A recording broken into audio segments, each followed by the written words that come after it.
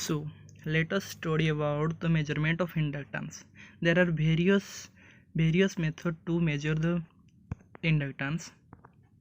First one is Maxwell inductance bridge, then Maxwell inductance capacitance bridge, then Hayes bridge, then Anderson bridge, then Ohm's bridge. So now we have to discuss about the Ohm's bridge to measurement the inductance. Okay.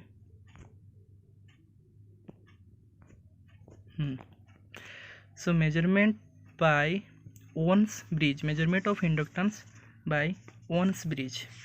So here is the Ohm's bridge.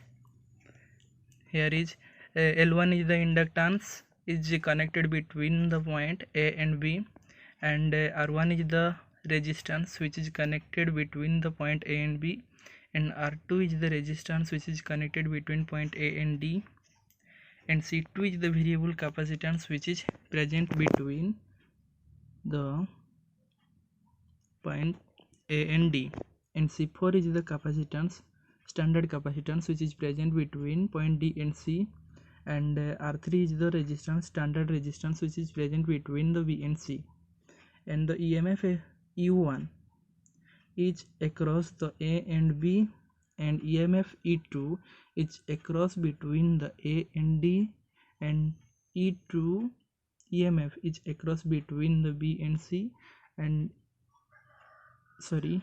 EMF E3 and E4 is present between the point D and C.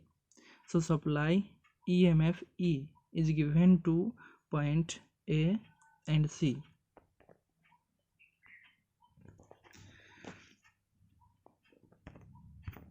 So here is all the parameter given, whatever we have discussed. That is first L1, the non-inductance with the internal resistance R1, R3 fixed standard non-inductive resistor, R2 standard variable resistor, and C2 standard variable capacitor, C4 standard capacitance. Okay. Then we know the at balance situation or balance condition, the Z1 Z4 is equal to Z2 into Z3. What is Z1 Z2? Let us see. Here is the Z1, which is impedance across the point A and B, that is R1 plus J omega L1, and it is Z1.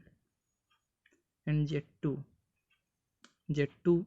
is across the A point and D point, that is R2 plus 1 by J omega C2, it is Z2. And Z3 is across between the B and C, which is Z3. Z3 is equal to R3. And what is Z4? Z4 is across between the C and D, total impedance across the C and D, that is Z4 is equal to 1 by J omega C4. So we have written all here. Then at balance condition, Z1 into Z4 is equal to Z2 into Z3. So Z1, put the all value of in this equation, put all the value in this equation, then we will get R1 plus J omega L1 into 1 by J omega C4 is equal to R2 plus 1 by J omega C2 into R3. So R1 is multiplying both the side. So R1 divided by J omega C4, R1 divided by J omega C4 into J omega cancel, and L1 divided by C4, and R3 is multiplying both the, so R2 into R3, and R2 divided by J omega C2. Now separate real and imaginary term.